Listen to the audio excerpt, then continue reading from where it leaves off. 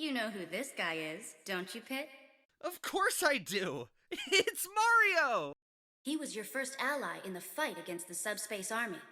What you may not know is that he's actually quite famous. There aren't many people who don't know who Mario is. Man, I don't know whether to fight him or ask for his autograph. Fight first, fanboy later. Ooh, do you think he'll sign my wings? Looks like it's me versus DK. His arms are like tree trunks, so his attacks are incredibly powerful. Given his size, he also moves quite quickly. Combine that speed and power with his long reach, and you've got an opponent who's good at almost everything. Yeah, except for dressing himself. That necktie really doesn't leave much to the imagination. True, but it is his signature look. It's probably best not to mention it. Yeah, you wouldn't want to be on the receiving end of one of his giant punches or smash attacks. When he attacks you, don't use your shield. Just get out of the way and then counterattack. And watch where you come in for a landing. I can't put my finger on it, but Link seems different somehow. Well, this Link is technically a different person from the Link you fought before. This incarnation is known as the Hero of the Wild. He was once Hyrule's champion, but he fell into a 100-year slumber after using all his strength to fight the Calamity. 100 years might not be a long time for a goddess like you, Lady Palutena, but that's more than enough time for an entire world to change! You're right, Pit. When Link woke from the slumber of restoration, not only was his world unrecognizable, he also lost his memory. I can't even imagine what that would be like, Lady Palutena. Isn't there something the gods can do to help him restore his memory? Meddling in the affairs of another world is never a good idea. Although I do like Link, and his swordsmanship is quite impressive. The Master Sword, also known as the Sword that Seals the Darkness, reveals its true strength in the presence of the Calamity. Cool! Does that mean it's OP against Ganondorf? No, Ganondorf is from a different game. You should really do more research before you jump into a fight. If you expect to win, you need to know your opponent's backstory and abilities. Link has a lot of different weapons at his disposal. Oh look, there's Metroid. That's not a Metroid! That's Samus! Just like Link isn't named Zelda. And like Pit's name isn't Icarus. Okay, this joke has officially run its course. Moving on then. Pit, you can reflect Samus's charge shot with your Guardian Orbitars. However, Samus can throw a storm of shots at you. If you use your Orbitars too often, she'll know what you're up to. So try to reflect strategically, as opposed to your usual game plan. Is that Dark Samus? You know her? She's a being of pure Phazon, created after Metroid Prime absorbed DNA from Samus's Phazon suit. No wonder she looks like Samus. Samus's suit and a Metroid combined? There's no way she isn't strong. Oh, she's strong all right, along with ruthless and cunning. So what's a phasum? It's Phazon, a blue radioactive substance that can produce massive amounts of energy. However, it can suddenly mutate and become invasive to mineral elements, making it incredibly dangerous. The monkeys never should have messed with the stuff, but they insisted and it blew up in their faces. Dark Samus was defeated, but the power of Phazon brought her back. A sentient Phazon being with free will. Between Dark Samus and Ridley, Samus has no shortage of arch-enemies.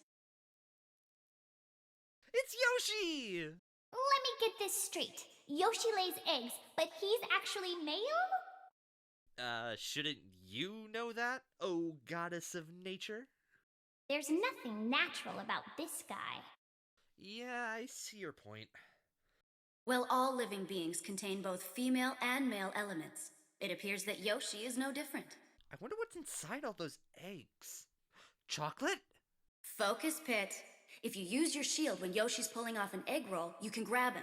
Keep that in mind. It's always easy to pick Kirby out of a crowd. Aww, he's so squishy and adorable.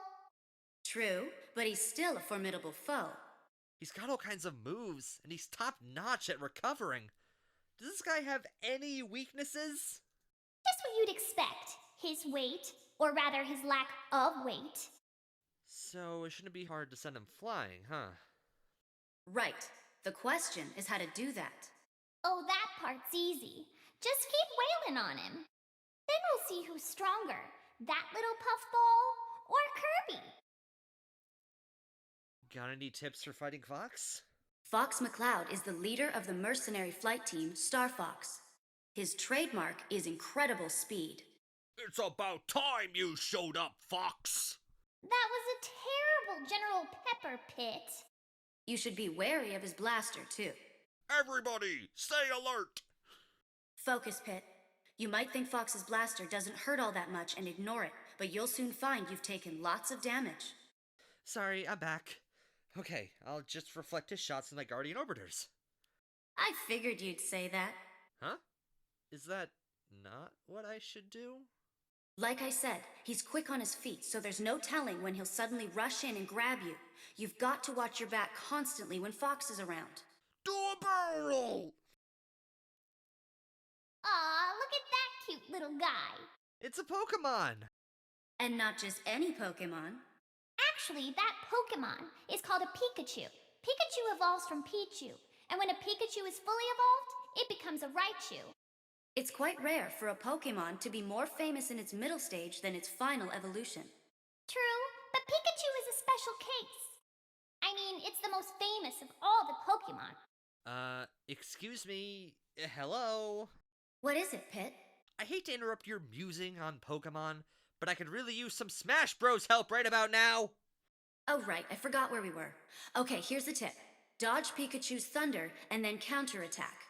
You can also zap Pikachu by reflecting its thunder back at itself. And nothing is more satisfying than that. Look, it's Luigi! Always a bridesmaid, never a bride. Oh, don't say that. After all, he even had his own year. I don't remember that. Though I suppose if he's number 2 out of all these fighters, that's actually pretty good. His attacks are no joke. You're right. Have you seen his super jump punch and green missile? In some ways, he might even be stronger than his brother. Too bad about that unfortunate L on his forehead. I'm sure that stands for winner. I'm picking up on some weird kind of energy here. What you feel is Ness's PSI. What's PSI? It's a general term for supernatural abilities.